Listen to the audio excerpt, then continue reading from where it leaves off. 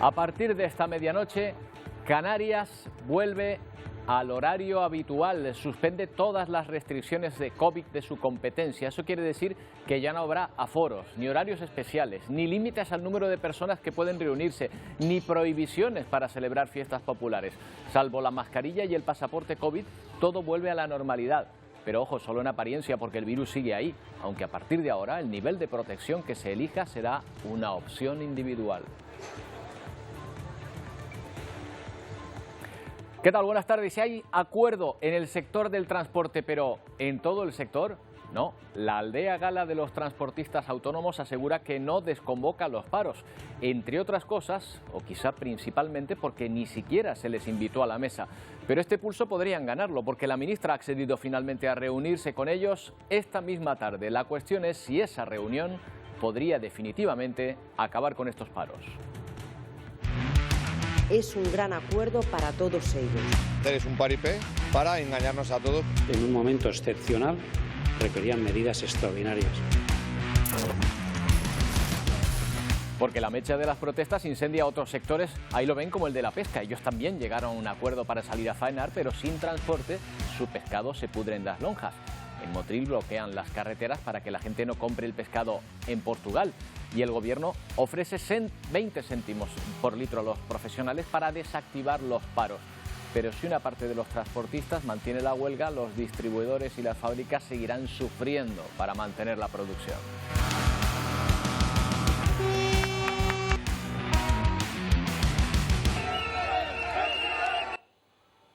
En Ucrania se mantiene el statu quo de los últimos días, pero a un precio altísimo en vidas humanas.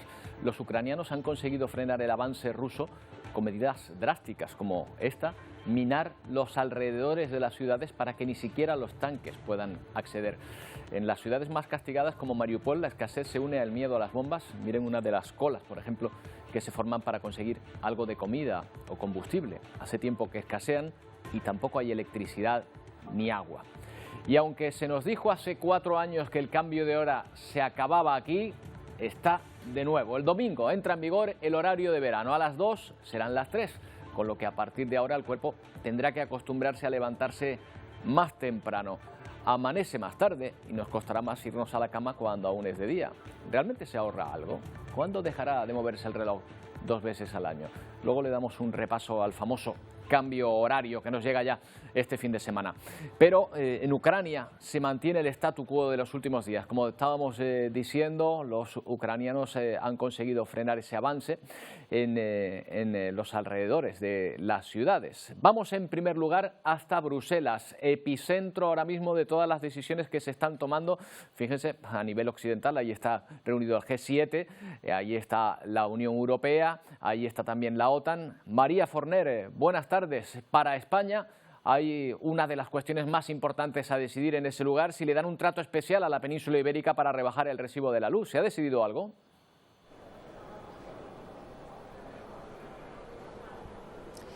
Buenas tardes. Ahora mismo estamos en un pequeño receso para la hora de comer, pero fuentes del Consejo Europeo nos indican que sí, que habrá una solución.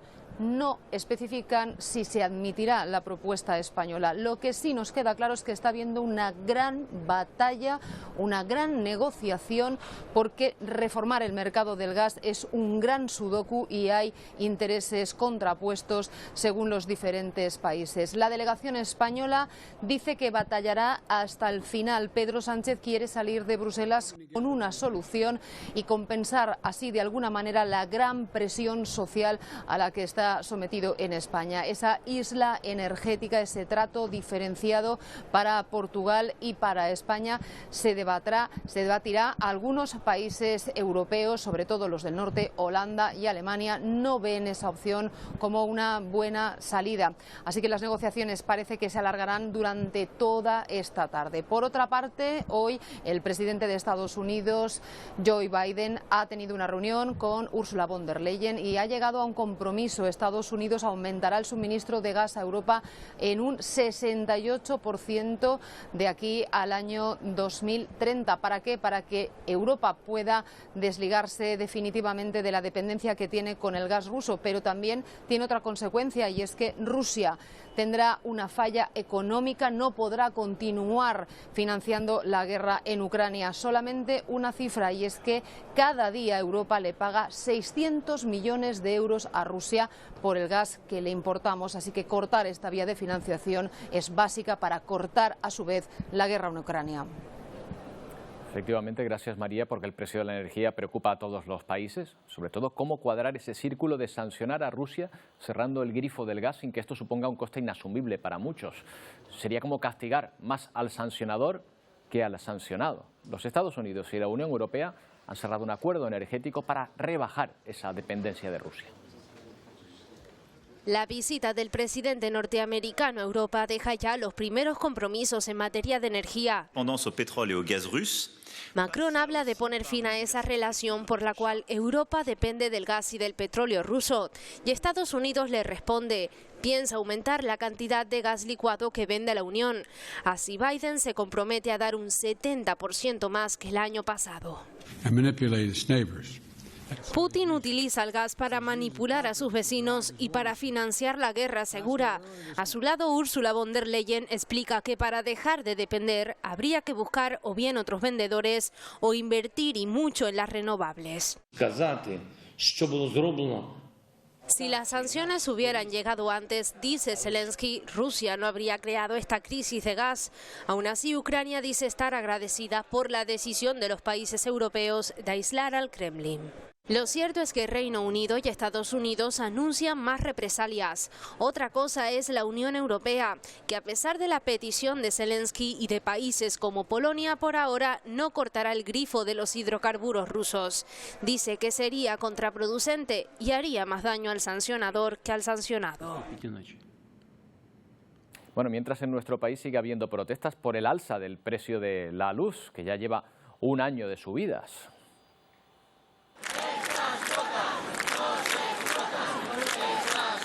Esto era ayer en Barcelona, ciudadanos, pero también empresas que siguen quejándose de que tendrán que cerrar si la luz sigue siendo tan cara.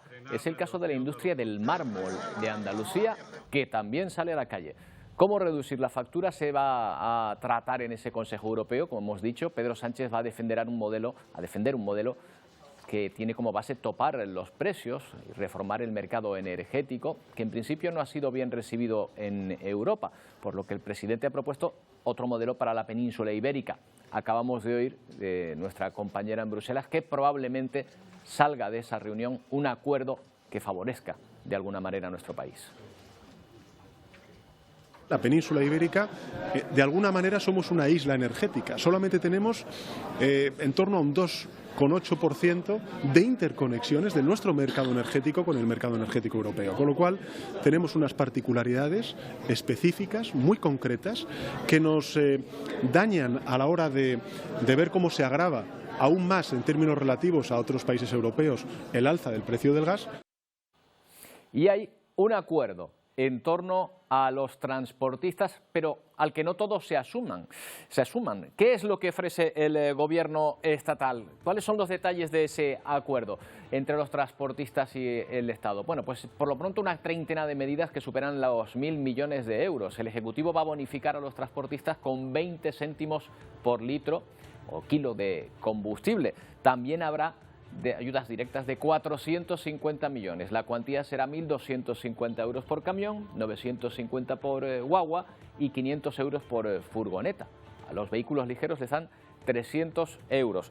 Y además se van a ampliar los vencimientos de los créditos ICO avalados hasta 8 o 10 años. También se va a ampliar el periodo de carencia de estos créditos hasta 6 meses. Estas son las medidas de aplicación inmediatas que se incluyen en un paquete de ayudas acordadas durante este jueves entre la patronal del transporte y el Ejecutivo.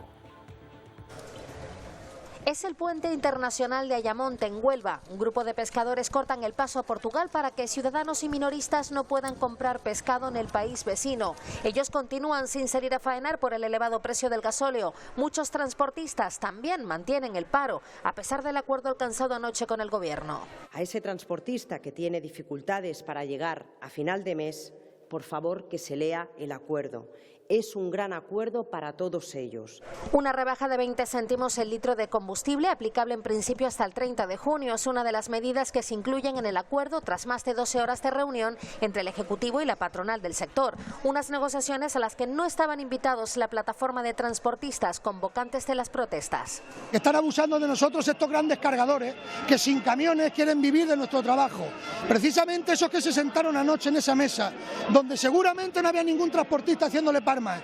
Condenamos que negocien en nuestro nombre. Y por ello mantienen los paros. Hoy también han salido a la calle. Protestan por numerosas ciudades del país. En Madrid, por fuera del Ministerio de Transportes. ¡Sí se puede! ¡Sí se puede! También en el puerto de Barcelona. El que te digan te van a subvencionar o te van a aportar, no. Yo lo que quiero es que me suben el porte. O sea, aquí en el puerto se llama tarifas. Eso es lo que quiero que me suban. Que el cargador me pague más. Yo entiendo que esta situación se acabará cuando se llegue a un acuerdo. Aseguran que seguirán protestando hasta que el Gobierno tenga en cuenta sus reivindicaciones. Bueno, pues por lo pronto hay reacción del Gobierno. A las 5:30, reunión entre la ministra y precisamente el representante de estos transportistas, que son los que han convocado la huelga y que, recuerden, no estuvieron invitados a la mesa de negociación. Veremos si ahí ya sí se llega a un acuerdo para desbloquear estos paros y esta huelga. Aquí en Canarias, la Federación de Transporte anuncia manifestaciones el próximo lunes a las 12 en todas las islas para protestar por la situación. Antes harán recorrido por las autopistas en Gran Canaria y en Tenerife. Esta tarde los transportistas canarios están convocados a asambleas. Todo indica que el lunes se verán aquí en las islas imágenes como esta. La Consejería de Hacienda estudia hasta dónde pueden aumentar una devolución que ahora se sitúa en el 68% y que supone 32 millones de euros anuales. Unas medidas a las que se suman las acordadas por la patronal y Gobierno estatal.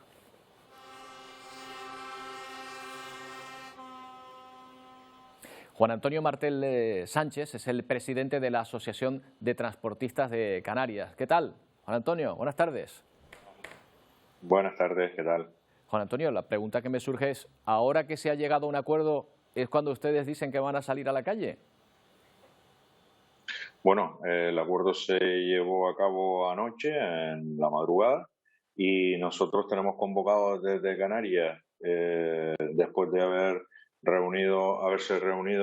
reunido con el Gobierno de Canarias, pues necesitamos respuestas que estamos esperando hoy y que la intención sigue en pie del lunes salir a manifestarnos y de alguna forma ver si ese acuerdo que se ha llegado a nivel nacional va a llegar aquí a nuestro Gobierno y nos lo transmite.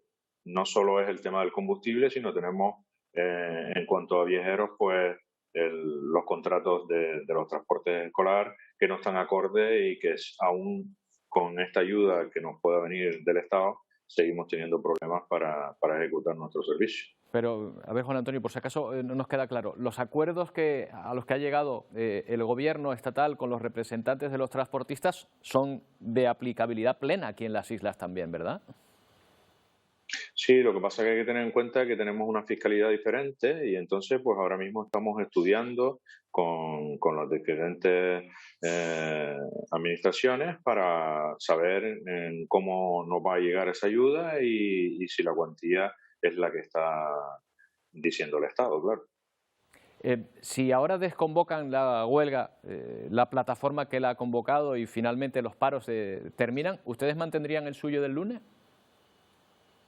Bueno, tenemos una reunión esta tarde asamblearia para ese tipo de decisiones que se tomarán entre todos, ¿no? Tanto las asociaciones que estamos en ello como diferentes empresarios y demás que tendremos que tomar una decisión sabiendo lo que nos traslada el Gobierno hoy. En el caso de esta ayuda de 20 céntimos por litro, ¿es tal cual a Canarias o en proporción al precio del combustible? Porque aquí es más barato, Juan Antonio, por eso lo pregunto.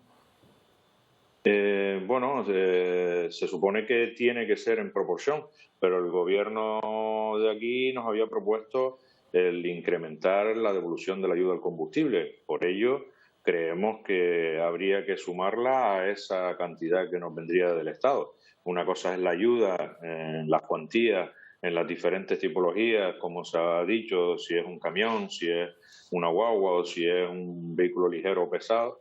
Y otra cosa es la ayuda que va a venir, pues se habla de una parte proporcional que se la dará a las petroleras y el resto que se aplicaría a esa devolución de ese combustible. Bueno, pues vamos a ver lo que ocurre en esa reunión. Juan Antonio, mira, voy a saludar a Sergio Cáceres de Asprocan, que sabe que también los distribuidores de plátano, los fabricantes de plátano están padeciendo una situación muy difícil. Gracias, Juan Antonio. Gracias a ustedes por hacernos eco. Buenas tardes. Sergio, buenas tardes. Ustedes se estaban planteando incluso no recoger la cosecha, porque tendrían problemas para distribuirla, me imagino que en la península sobre todo, ¿no? Sí, es donde más problemas estamos teniendo. Es un pico que tuvimos el pasado viernes, nos encontramos con esta huelga, sobre todo el pasado miércoles y jueves, en el que se fueron acumulando camiones, unidades que llegaban a península, a distintos puertos, sobre todo en el sur, donde pasaban los días y no lográbamos desbloquear ese volumen.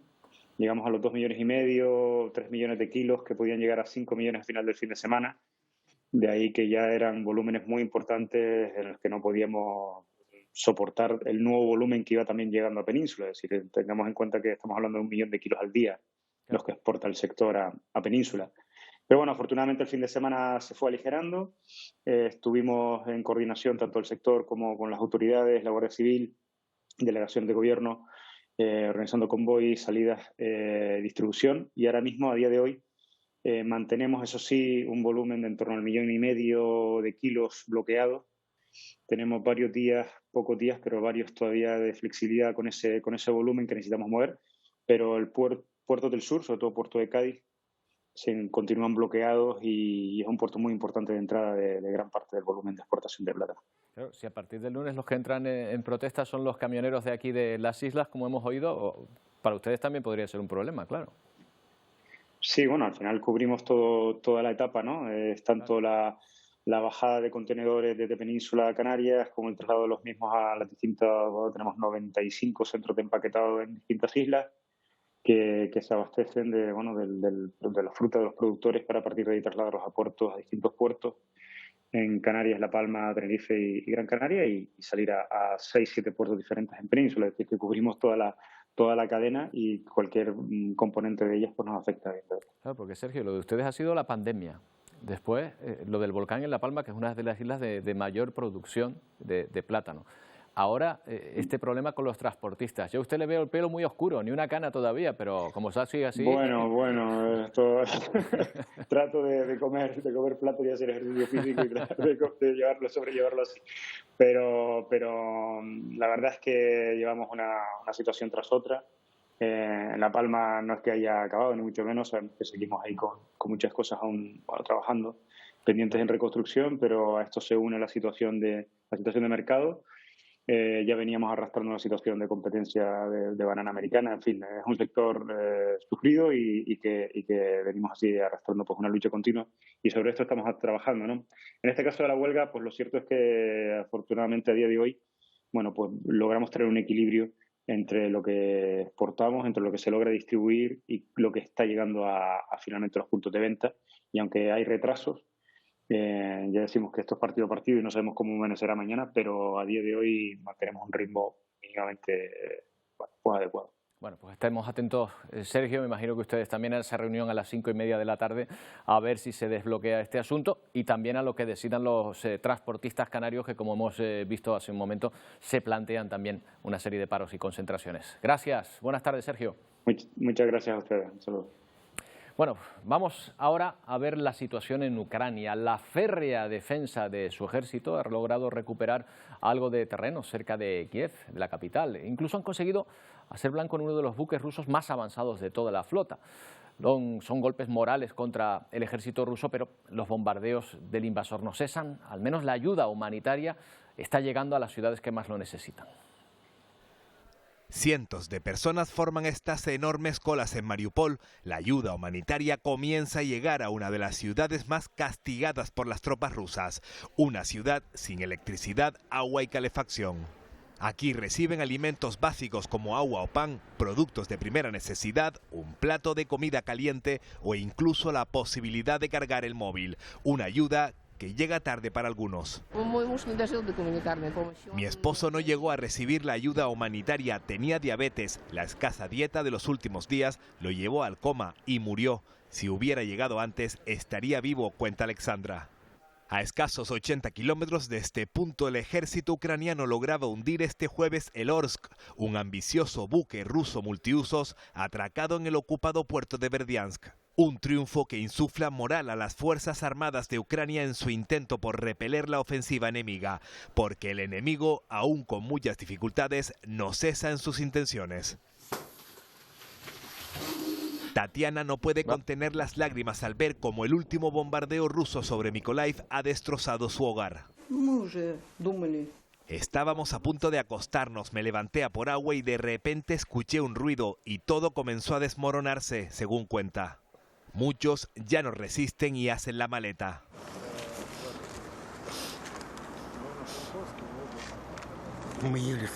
Sobre las 9 comenzó un fuerte bombardeo, llovieron cohetes, las casas se quemaron, relata emocionado Víctor justo antes de abandonar la ciudad donde vive.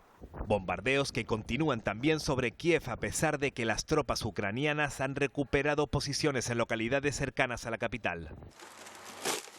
Pero contra los misiles rusos de largo alcance poco se puede hacer. Uno de ellos impacta contra este almacén ubicado en la ciudad de Vasilkiv, convirtiéndolo en un amasijo de hierros. Los mismos misiles que provocan que miles de ucranianos se refugien en las estaciones de metro del país como esta en Kharkov. Natalia y su hija Verónica llevan viviendo en este vagón desde el primer día del asalto ruso. El 24 de febrero escuchamos los bombardeos. Mi esposo dijo, ya está, la guerra ha comenzado, tenemos que irnos, recuerda Natalia. Y de aquí dicen que no se moverán porque fuera de esta estación continúa el sonido de la guerra. Fuera ya saben a lo que se exponen. Es terrible esa imagen, viviendo en un vagón de metro desde que comenzaron los ataques. Pero además se temen ataques químicos y biológicos por parte de Rusia. El presidente norteamericano, Joe Biden, responde de manera tajante sobre esa posibilidad. We would respond if he uses it. The nature of the response would depend on the nature of the use. Dice que si Putin decide atacar, dependiendo de cómo sea la naturaleza de su ataque, responderán de una forma u otra. Hace días que Estados Unidos y la OTAN muestran su preocupación por este tipo de armamento. Así que para el líder estadounidense esto podría ser el desencadenante de una extensión del conflicto. Pero dicen ellos, dice Joe Biden, todo depende del Kremlin.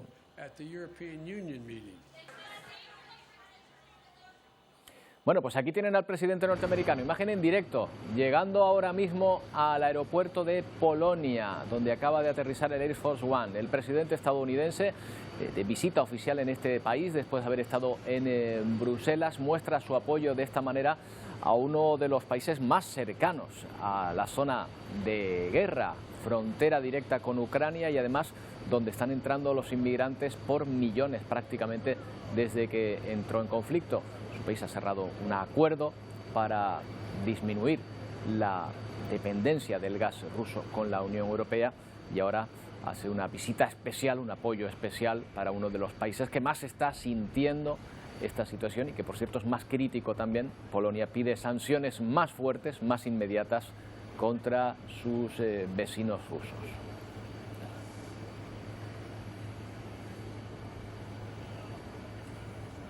El destino de los refugiados ucranianos no solo es Europa, también América guarda lazos importantes con ese país, de ahí que muchos estén llegando estos días a la frontera de México con Estados Unidos. No son los únicos porque también los hay del otro bando, rusos que huyen de su país y piden asilo político. Esta pareja rusa pide asilo en Estados Unidos. Si no salíamos, nos mataban. Dicen que sus vecinos les amenazaron por pertenecer a una iglesia norteamericana, así que viajaron desde Rusia hasta México. Viajamos a España, a Barcelona, luego a México y Tijuana. Pero les negaron ingreso a la Unión Americana y quedaron varados en Tijuana. Lo mismo le pasó a Antón, un maestro ruso que llegó a principios de marzo. Es que participaba en protestas aún antes de la guerra y pues recibía amenazas por parte del gobierno ruso. Él y unos 30 compatriotas acamparon durante una semana junto al puerto fronterizo. Niños, adultos y mujeres embarazadas durmieron a la intemperie hasta que las autoridades los retiraron. El gobierno estadounidense mantiene vigente el Título 42, una disposición sanitaria que faculta a sus agentes a negar el acceso a los peticionarios de refugio con el argumento de la pandemia. Siguen siendo los ciudadanos ucranianos a los únicos a los que no se les aplica el Título 42. Debido a la invasión rusa a Ucrania, ellos son admitidos casi de inmediato. Activistas pro-inmigrantes denuncian discriminación. El gobierno ruso dijo que iban a tomar medidas contra los disidentes. Es un caso clasiquísimo de asilo político y deberían procesarlos. Un memorándum de aduanas y protección fronteriza revelado por la cadena CBS justifica la excepción citando la crisis humanitaria creada por la agresión de Rusia contra Ucrania. Vicente Calderón, Voz de América, Tijuana, México. Pero la subida de precios está afectando a muchos otros países, no solo a la Unión Europea y en concreto al nuestro. Se está viendo también en otros lugares del mundo. Está sintiendo los efectos de la invasión rusa. Los expertos coinciden en que la inflación ocurre en unos momentos tanto difíciles por la crisis sanitaria anterior a la pandemia que se unen ahora a la guerra. En el gas y hasta en el precio de alimentos básicos se han sentido los efectos de la guerra en Ucrania justo en el peor de los momentos, creando una especie de tormenta perfecta. En un momento en que muchos lugares ya están paralizados por los desafíos que plantea COVID, por las interrupciones políticas en otros lugares, por sequías e inundaciones y otros desastres naturales. Desde hace 2 años los precios han estado subiendo. El mal tiempo dañó muchos graneros en el mundo. Ahora las reservas son bajas e impulsaron precios récords. Hemos llegado a ese límite en el que cada cambio, cada pequeña cosa tiene un impacto muy grande. En el 2011 el aumento de los precios del pan desencadenó la protesta de la primavera árabe. Por otra parte, el aumento en el costo de la energía encarece todo envío. La buena noticia podría ser que los agricultores probablemente siembren trigo en tierras de soya o maíz, lo que eventualmente debería bajar los precios. Esa parece ser la forma principal en que estas crisis se resuelven, inevitablemente mediante la respuesta de la producción en otras partes del mundo. Diva Lizette Cash, Voz de América. Bueno, y hay temor en Japón después de que Corea del Norte lanzara un nuevo misil balístico intercontinental. Esto era lo que se veía desde Japón, una línea de humo, ahí lo ven, que no era un avión, es un misil, el más grande, el más potente y el de mayor alcance hasta el momento que ha lanzado Corea del Norte. Desde Japón se observa con angustia, pero desde Corea del Norte el lanzamiento de ese misil se ha celebrado como si fuera una fiesta, como una especie de vídeo musical en el que la estrella invitada, el rockero protagonista, es el presidente del país. Vean.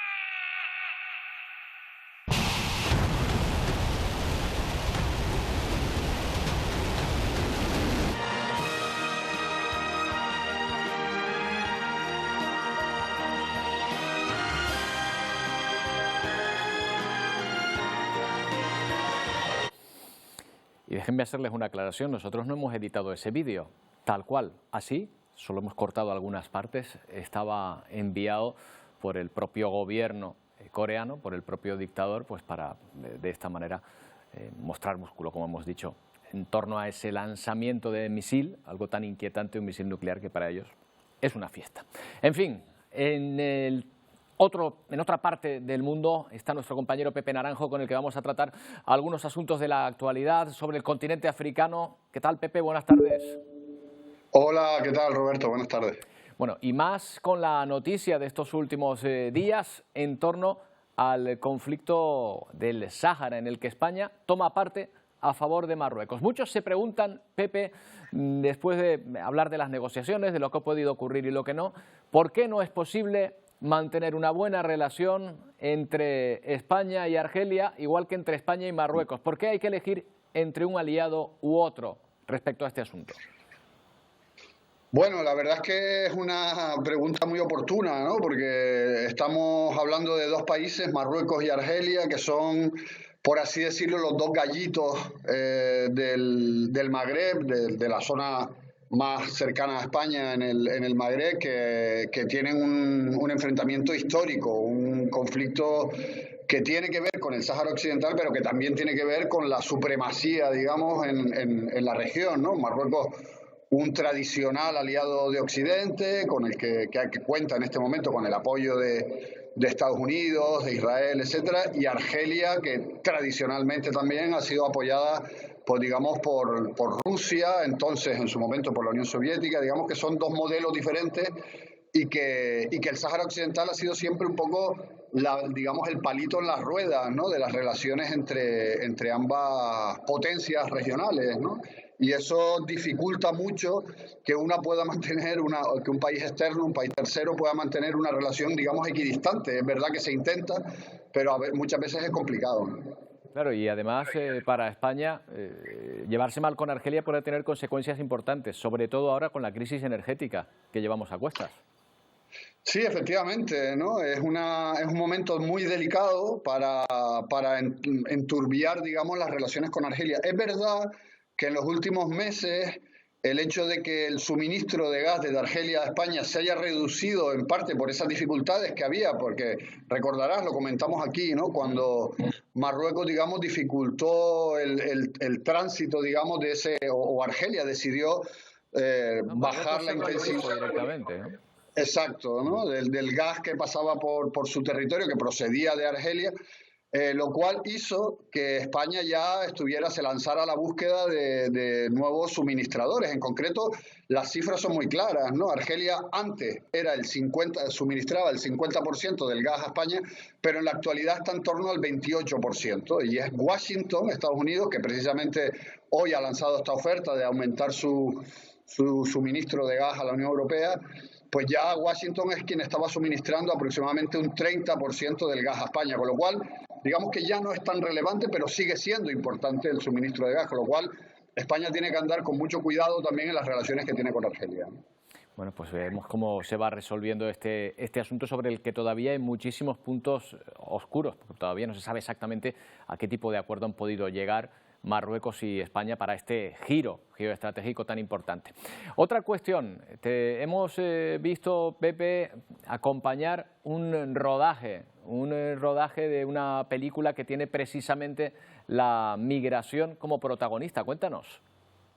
Pues nada, Armando Ravelo, el conocido director teldense, ha estado en Senegal, estuvo la semana pasada, para grabar las primeras escenas, las primeras tomas de su nuevo proyecto. Es un proyecto que se llama Érase una vez en Canarias, que gira en torno al hecho migratorio, con lo cual, bueno, yo estaba muy emocionado de poder asistir allí en persona a este rodaje, que se ha llevado a cabo en Embur, en la localidad de Embur, que es uno de los puntos además calientes de la salida de cayucos hacia Canarias. Hay una protagonista femenina, una niña que se llama Nola, que lleva a cabo un viaje en cayuco ya mayor a Canarias, y entonces lo que han venido a rodar es las escenas, digamos, de su infancia, con lo cual allí había niños, había adultos, figurantes, corderos. Grabaron en Embur, en las calles de arena de Embur, en la playa y en un cementerio, y la verdad que fue muy bonito ver además cómo colaboraban estrechamente actores y actrices senegaleses, con productoras senegalesas, productores canarios, técnicos venidos desde las islas para rodar aquí. Digamos que ha habido ahí una cohabitación fantástica entre las dos orillas, que es algo por lo que siempre nosotros, digamos, que insistimos, ¿no? Lo importante que es que las miradas, digamos, de los dos lados confluyan, ¿no? Y Armando es la primera vez que rueda fuera de Gran Canaria y ha venido hasta Senegal a hacerlo. Ahora está continuando con el rodaje en Gran Canaria de este proyecto que esperamos que llegue a los cines probablemente en 2023. Sí, estamos viendo esas imágenes precisamente del rodaje, que bueno, me imagino que será como película, que es una historia de ficción, pero desde luego basada en una realidad muy clara, ¿eh? Sí, Armando me comentaba, ¿no?, que para él el hecho migratorio es algo que le ha impactado mucho, ver lo que ha ocurrido, sobre todo en los años recientes, ¿no?, en estas oleadas que ha habido tan recientes, este drama, ¿no?, auténtico, y que por eso se decidió a lanzarse a escribir una película en la que a través de la mirada del migrante también de alguna manera se retrate a la Canarias de hoy, ¿no? Él digamos que ha destacado por sus películas sobre el pasado de Canarias, el pasado prehispánico, la guerra civil, etcétera, y ahora él ha querido seguir haciendo crónica, pero una crónica mucho más actual de lo que ocurre en Canarias, y que sea a través de este fenómeno migratorio. Yo creo que puede ser muy interesante, así que esperamos con expectación ver cómo acaba este proyecto y poder verlo en los cines. Efectivamente, pero ¿cuándo lo podemos ver? Nos acordaremos de que hablábamos contigo de él cuando lo estrenen. Gracias, Pepe, un abrazo. Muy bien, hasta el próximo viernes, chao. Bueno, cerramos esta ventana con Senegal, pero nos quedan por abrir muchas más. A la vuelta de una pausa, no tardamos.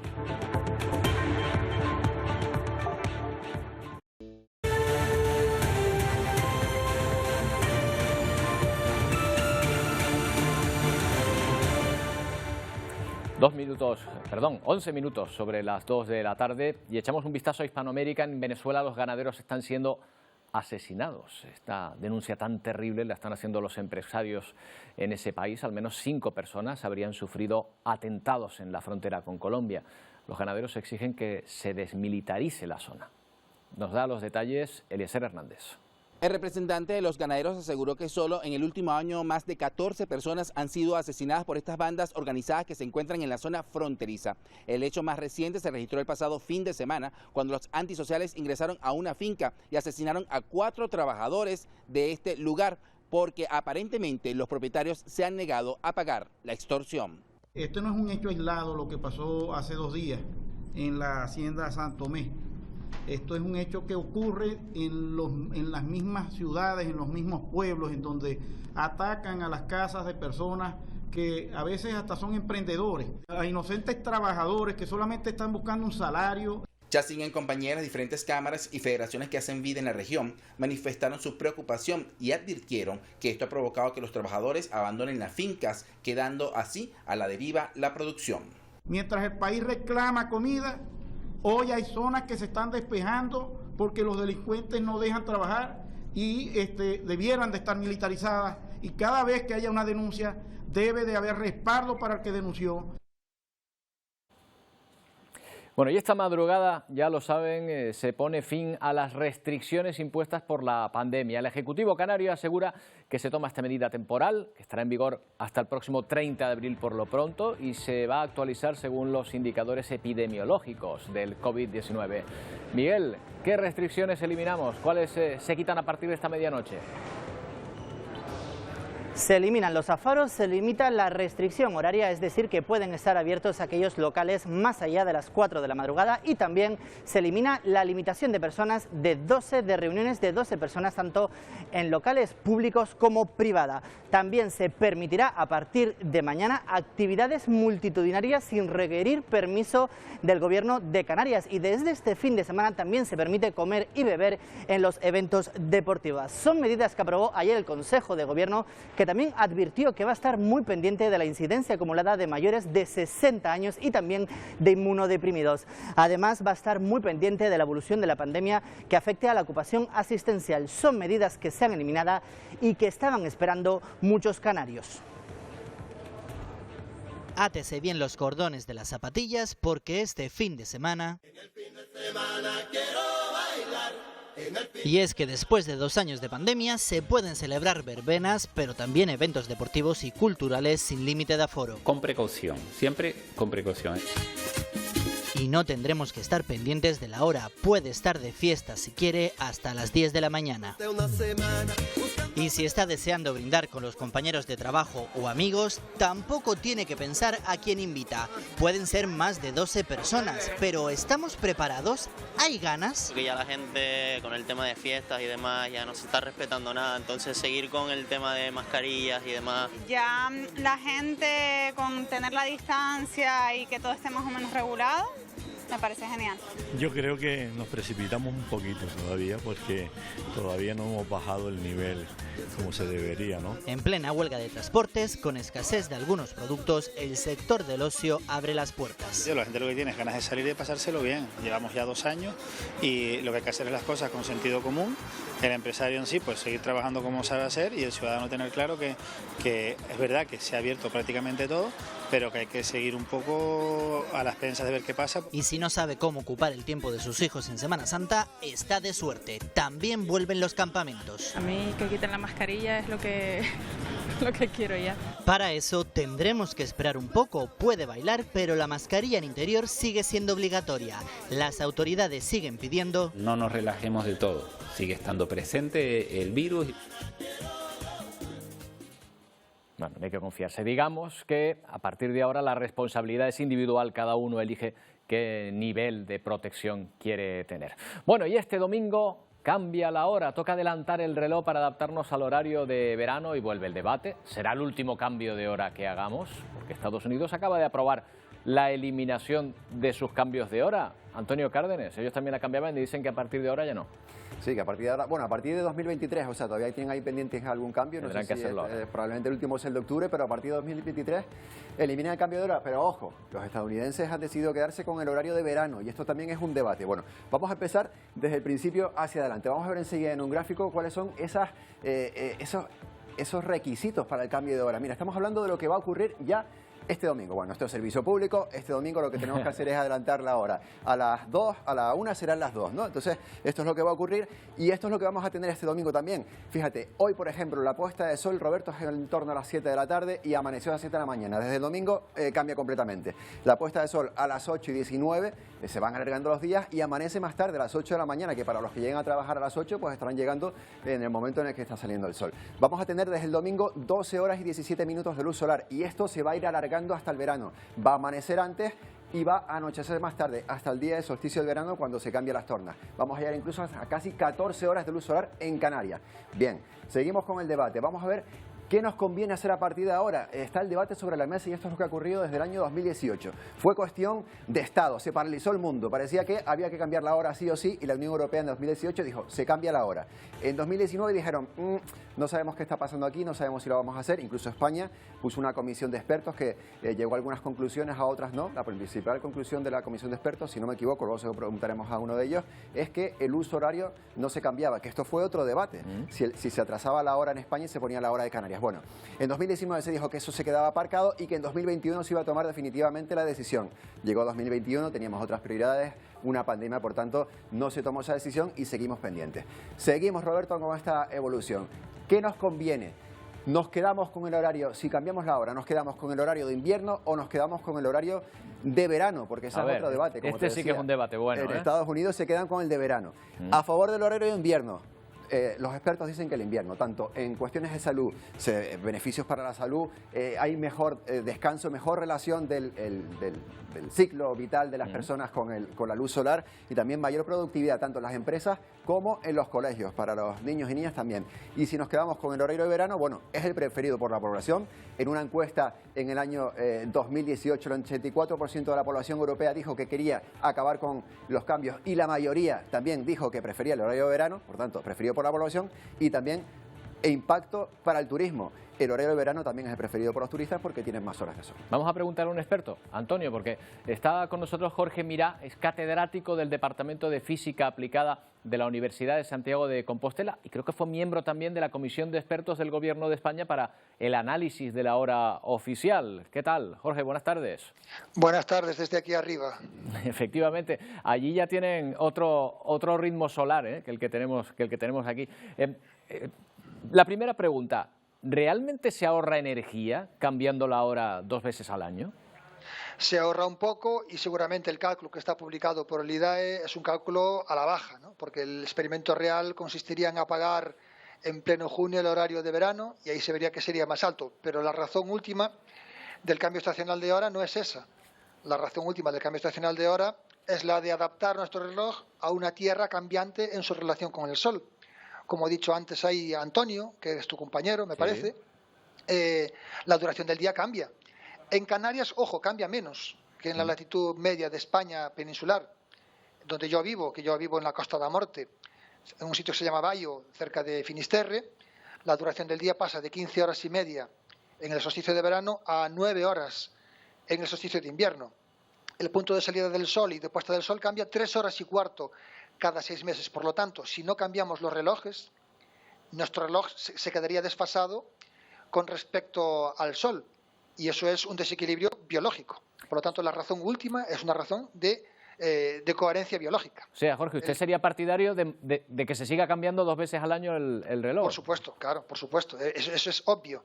Y además, pensemos que si nos eliminamos el debate que en Estados Unidos se está asentando, el Senado acaba de aprobar, acaba de pedir el cambio, habrá que ver qué dice la Cámara de Representantes y lo que dice el Gobierno, pero han dado un primer paso. Pero si se eliminare, y uso el futuro de subjuntivo, habría que decidir con cuál nos quedamos. ¿Qué ocurre? Pensemos en la España peninsular. Si nos quedamos con el horario de invierno todo el año, en varias comunidades autónomas del Mediterráneo, estaría amaneciendo entre las 5 y las 6 de la mañana durante 4 meses al año. Si nos quedásemos con el horario de verano todo el año, en Galicia, en la parte atlántica, nos quedaríamos entre las 9 y las 10 de la mañana de noche 4 meses al año. Amanecería entre las 9 y las 10 de la mañana, perdón. 4 meses al año, entre las 9 y las 10 de la mañana, amanecería en esa época, en esa franja. Con lo cual, vemos que hay una fractura del país. Es inviable quedarse con una todo el año o con otra todo el año. Es como decir que quiero en la península estar con abrigo todo el año o con bermudas todo el año. Yo no puedo hacer eso. Ojo, cuanto más abajo estamos, por ejemplo, Canarias, que está ya muy cerquita del trópico, esta circunstancia ya no es tan importante. Canarias hace el cambio estacional de hora por mera hermandad con la península, pero en estricto senso, Canarias podría incluso plantearse no hacer el cambio estacional de hora, porque en Canarias sí que tenéis una duración del día que, hombre, oscila, pero no tanto como en la península. Claro, cuanto más cerca del Ecuador estemos, más luz tenemos más o menos estable durante todo el año. Usted participó en esa comisión de expertos en el año 2018-2019 convocada por el Gobierno y no se llegó a grandes acuerdos. ¿Por qué? ¿Cómo fueron los debates? Bueno, cuando llegué éramos 12 y yo era un poco el que tiene la postura más clara a favor de mantener todo. Y bueno, fui hablando con los compañeros a lo largo del proceso, que fue un proceso largo, y al final vimos que evidentemente había 2 cosas, ¿no? Primero, lo del cambio estacional de hora. Yo dije lo que le estoy diciendo a usted, ¿no? Que era un auténtico disparate. Y afortunadamente parece que la Unión Europea ha entrado un poco en la vía de la normalidad, porque se acaba de publicar en el Boletín Oficial del Estado el calendario de cambios de hora hasta 2026. ¿Vale? Es una noticia de esta semana. Entonces eso ya da una cierta idea de que la Unión Europea se ha estabilizado un poco, porque lo que había hecho Juncker en el 2018 fue un disparate, pretender derribar el equilibrio horario europeo de un día para el otro, ¿no? Eso era una auténtica animalada. Y había otra cuestión, como era la del fuso, del uso horario, que era también otro sinsentido. Decir que cambiar el fuso es importante y es necesario es tan absurdo como decir que tenemos que cambiar el uso termométrico y pasar de medir las temperaturas en Celsius a medirlas en Fahrenheit, o a empezar a medir en millas en vez de en kilómetros. La medida... O sea, que Canarias se mantendría, en todo caso, se cambie la hora o no, se mantendría con una hora menos en función de lo que se decida, que sería lo de cambiar el uso horario. Jorge. Es que la hora es un referente, y el referente, si está aceptado por la población, es válido. Cualquier referente es válido. No tenemos tiempo para más, pero vaya, en el cambio de octubre volveremos a hablar. Yo encantado. Por lo menos hasta 2026. Gracias, Jorge. Un abrazo a todos los amigos de Costa da Morte, esa tierra gallega preciosa. Viene el combo dominicano muchas veces, que es una orquesta canaria que triunfa en la Costa da Morte sobre todo. Hombre, el combo dominicano, que bueno, ya hablaremos otro día también de orquestas canarias. ¡Qué caramba! Gracias, Jorge. Chao. El combo dominicano, que lo escuchan también en Galicia. Si es que, el combo dominicano, la maquinaria. Si es que exportamos música, exportamos de todo. Bueno, al lío, Antonio. Vamos a hablar de La Palma ahora.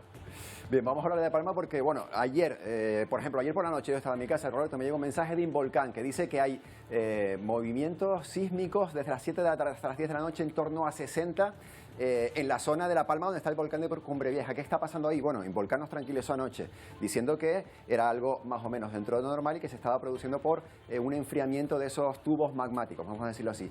Esta mañana se ha reunido precisamente el PEVolca en La Palma y esto es lo que nos han contado.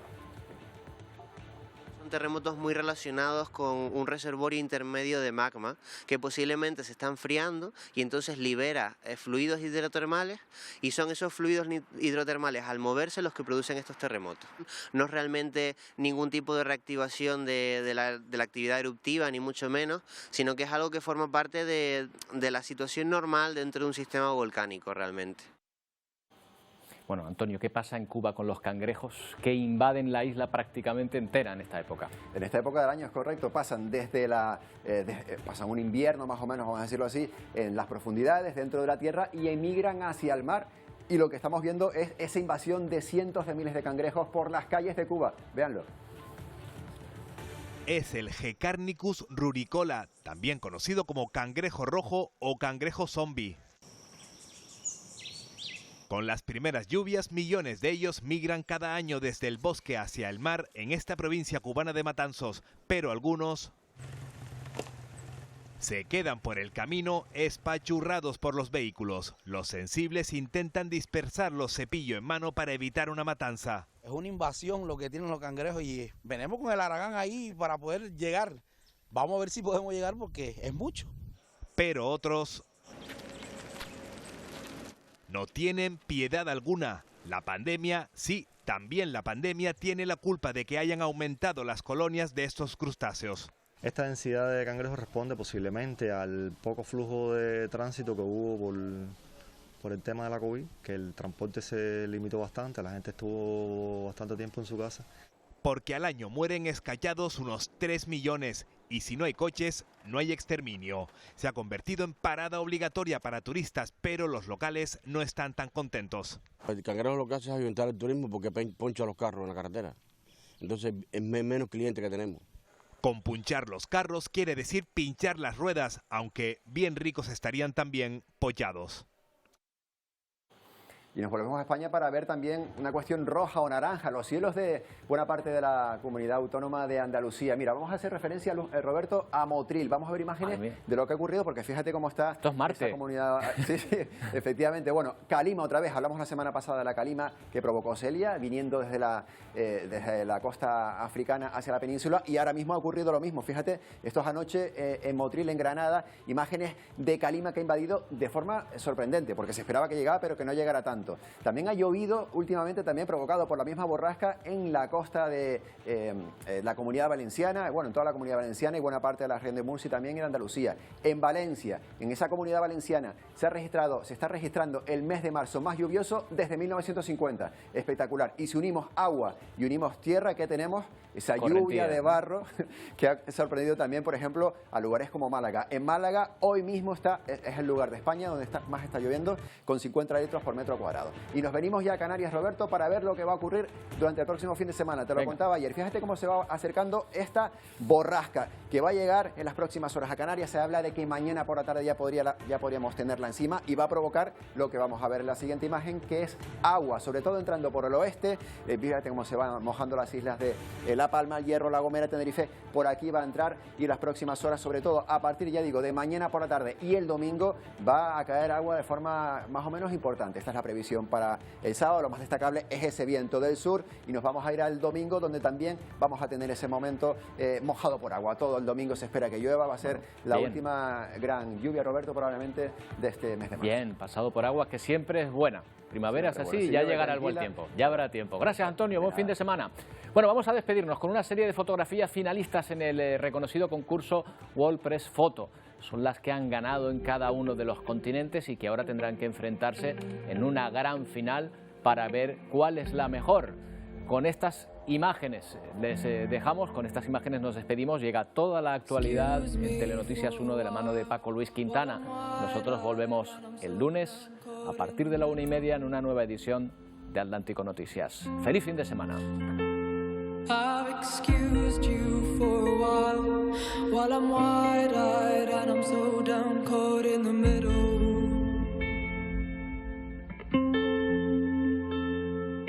And alone, was would you not listen? If a child